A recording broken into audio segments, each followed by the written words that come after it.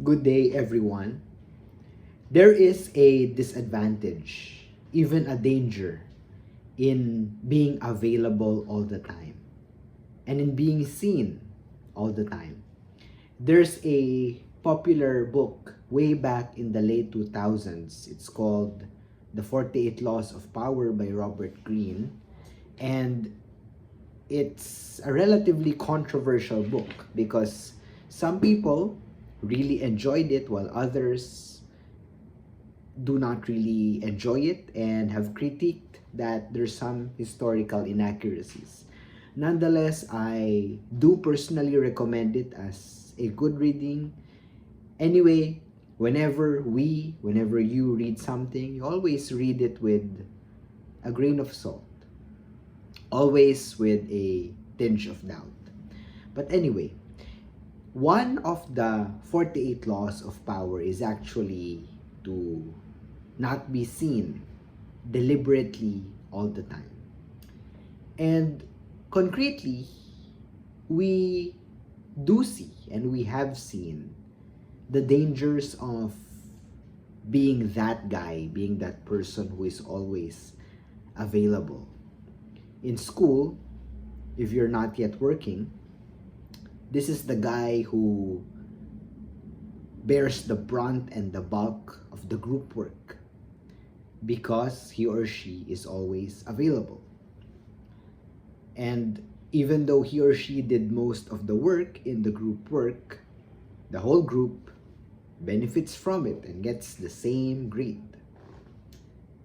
Fast forward, if you are working, if you are already employed, this is the person who thinks that if they appear to be available and accessible all the time to their superiors and to their colleagues, this will benefit them, failing to realize that what it's simply doing is giving off the impression that you're a pushover, to put it bluntly, that you're the yes man, the available person.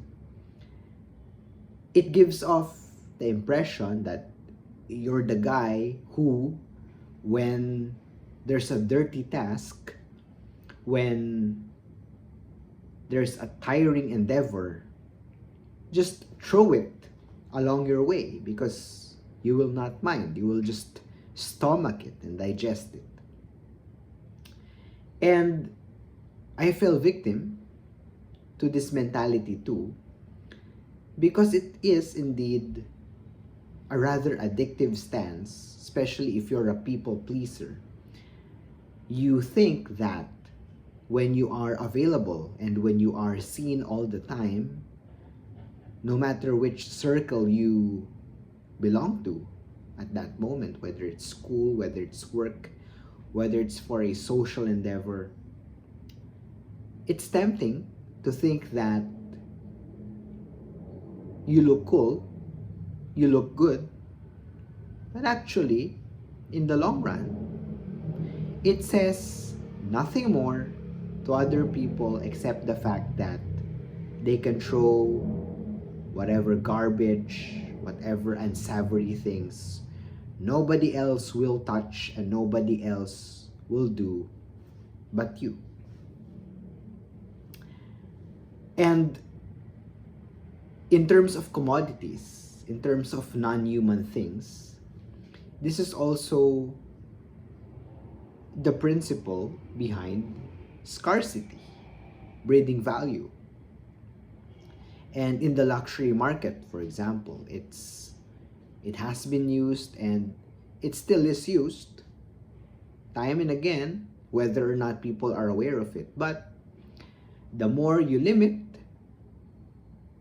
a product becomes, for example, the less Birkin bags there are available, the more valuable, the more expensive they become. The value of scarcity, the value of not being available, of not being visible, seen all the time. It applies to us human beings as well. That's the lesson on scarcity. So the next time you are tempted to show off, put your best foot forward in that next group project nobody is volunteering for, I want you to just think before you raise your hand. If you really, really want to do it, if it's really your thing, go ahead. But if you're simply feeling a compulsion to raise your hand because you want to belong, think again, because you may be giving off the wrong impression.